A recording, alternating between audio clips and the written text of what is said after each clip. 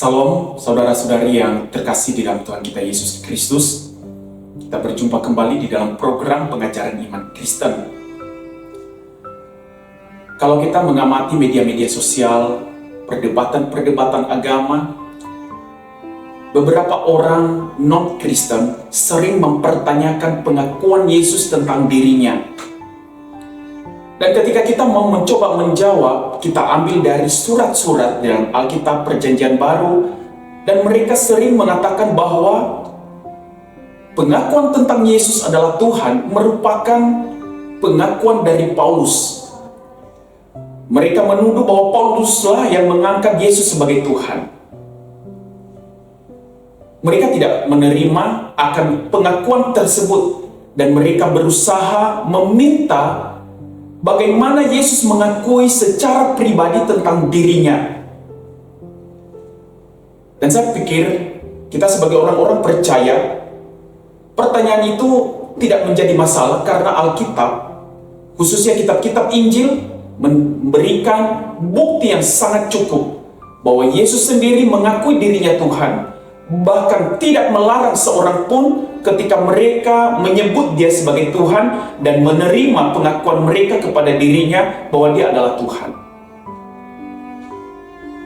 Tetapi yang menjadi masalah adalah orang-orang ini sering tidak melihat bahwa ungkapan yang tertulis di dalam surat-surat, termasuk di dalam tulisan-tulisan Paulus, yang di sana banyak klaim-klaim yang mengakui bahwa Yesus adalah Tuhan. Mereka tidak melihat sebuah relasi hubungan yang sangat kuat antara pengakuan Yesus sendiri tentang dirinya dan pengakuan jemaat mula-mula terhadap Yesus bahwa dia adalah Tuhan. Mengapa ini menjadi masalah? Karena orang-orang yang tidak percaya kepada Yesus tidak mampu melihat hubungan yang sangat penting ini. Dan pada topik sekali ini, saya ingin menyampaikan kepada setiap kita bahwa pengakuan iman jemaat mula-mula adalah sebuah bagian penting ketika kita membahas keilahian Yesus Kristus. Kenapa topik ini adalah hal yang harus dipahami oleh orang-orang percaya? Karena sesungguhnya jemaat mula-mula bukan saja mereka itu adalah saksi mata tentang kehidupan Yesus, kematian dan kebangkitannya, tetapi juga sekaligus bahwa jemaat mula-mula ini merupakan saksi yang sangat penting dalam melihat secara jelas keakuratan laporan-laporan yang tertulis di dalam surat-surat Perjanjian Baru. Kita harus menyadari dan mengerti bahwa memang Tuhan Yesus ketika masih melayani di dunia ini, dia telah memilih dan mengumpulkan 12 murid yang menjadi rasul nantinya.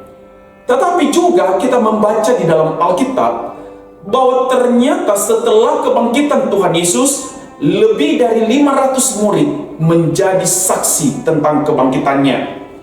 Saya mengajak kita melihat di dalam 1 Korintus pasal 15 ayat yang ke-6. Di sanalah tertulis, sesudah itu ia menampakkan diri kepada lebih dari 500 orang saudara. Kebanyakan dari mereka masih hidup sampai sekarang, tetapi beberapa di antaranya telah meninggal.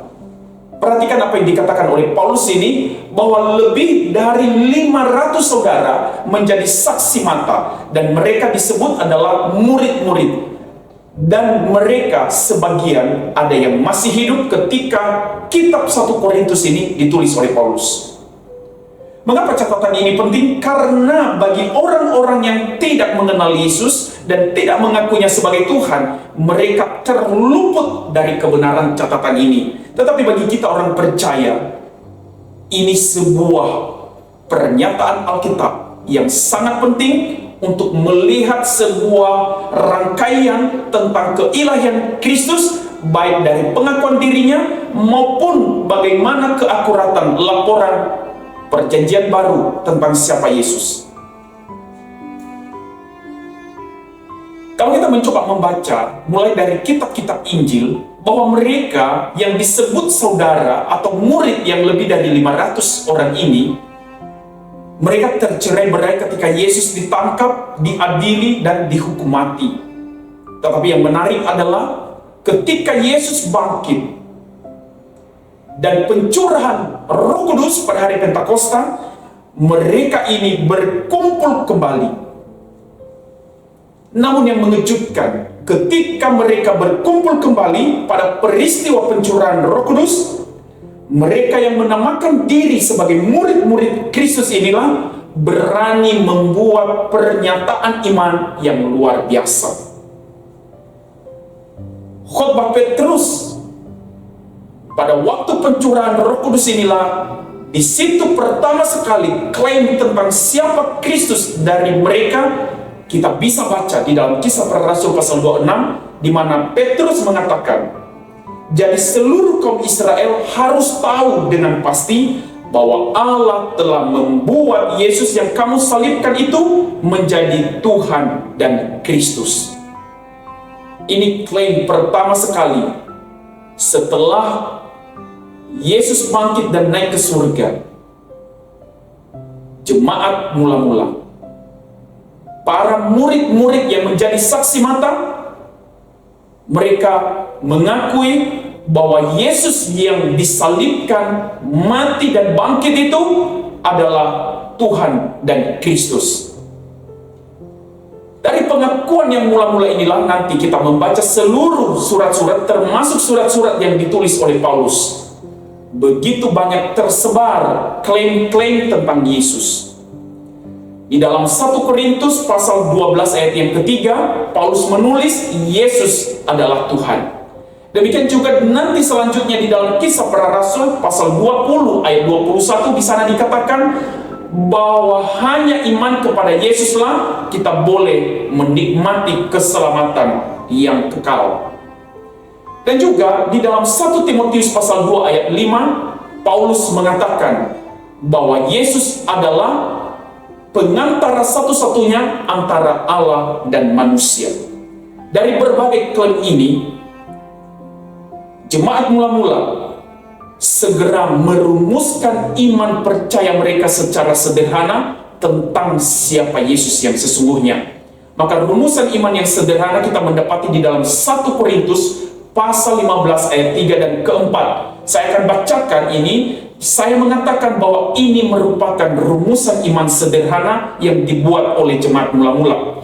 Sebab yang sangat penting telah kusampaikan kepadamu, yaitu apa yang telah kuterima sendiri, ialah bahwa Kristus telah mati karena dosa-dosa kita sesuai dengan kitab suci, bahwa ia telah dikuburkan, dan bahwa ia telah dibangkitkan pada hari yang ketiga sesuai dengan kitab suci. Apa yang menarik dari rumusan iman jemaat mula-mula terhadap Yesus? Maka yang pertama, ketika rumusan iman ini dibuat, orang-orang yang masih menjadi saksi hidup tentang Yesus, sebagian masih hidup. Mereka pun setuju bahwa Yesus adalah Tuhan.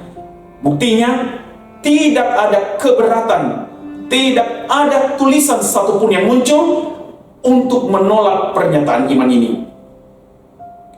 Yang kedua, pada esensinya tidak ada perbedaan antara pemberitaan Yesus tentang dirinya dan pengakuan iman dari jemaat mula-mula.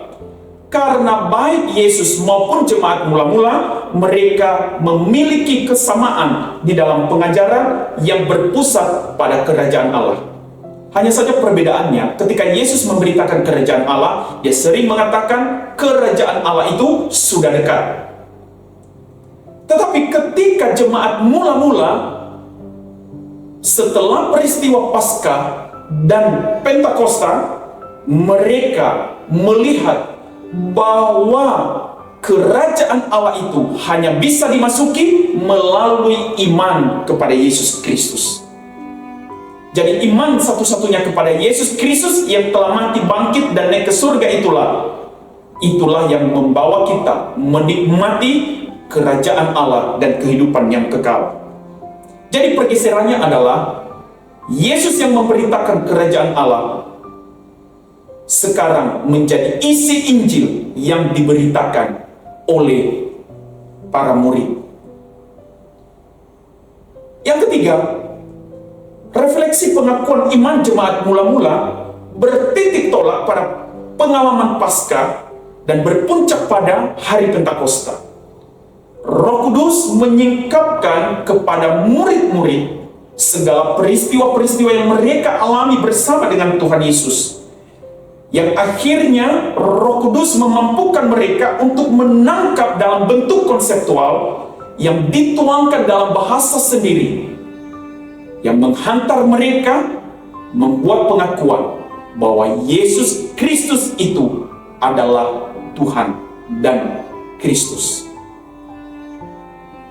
Sebagai kesimpulan, untuk kita memahami hal ini agar kita tidak salah mengerti, dengan melihat kesatuan antara pengakuan Yesus tentang dirinya sebagai Mesias yang dijanjikan Allah dan pengakuan iman jemaat mula-mula kepada Yesus, maka saya katakan pengakuan terhadap keilahian Yesus bukan karena peristiwa Paskah itu sendiri. Kalau kita mengatakan bahwa Yesus baru menjadi Tuhan karena peristiwa Paskah, maka kita gagal memahami bahwa sebelum Paskah pun Yesus Kristus adalah Tuhan. Tetapi melalui peristiwa Paskah, juga peristiwa Pentakosta, ini membuat para murid semakin memahami dan yakin bahwa seluruh pengajaran, seluruh kesaksian Yesus tentang dirinya, seluruh tindakan-tindakan yang dilakukan oleh Yesus selama masih di dunia adalah merupakan bukti bahwa Dia benar-benar adalah Tuhan. Jadi secara sederhana saya katakan, melalui peristiwa Paskah dan juga melalui peristiwa Pentakosta, sebagai penyingkap selubung yang menutupi mata dan juga hati para murid selama ini. Jadi ketika Roh Kudus menyingkapkan itulah, maka mereka baru melihat secara terang dan jelas bahwa Yesus adalah benar-benar Tuhan yang dijanjikan oleh Allah sebagai juru selamat satu-satunya. Saudara-saudari yang dikasihi oleh Tuhan, dengan kita melihat hubungan yang sangat penting ini, maka kita tidak boleh meragukan seluruh pengakuan-pengakuan, klaim-klaim jemaat mula-mula tentang siapa Yesus yang sesungguhnya. Karena pengakuan Yesus tentang dirinya dan juga pengakuan jemaat mula-mula adalah sebuah hubungan yang tidak bisa dipisahkan dan memiliki kesamaan yang jelas, yang sama-sama mengakui bahwa Yesus Kristus adalah Tuhan. Demikian pengajaran iman hari ini. Sampai ketemu di dalam program selanjutnya. Tuhan Yesus memberkati.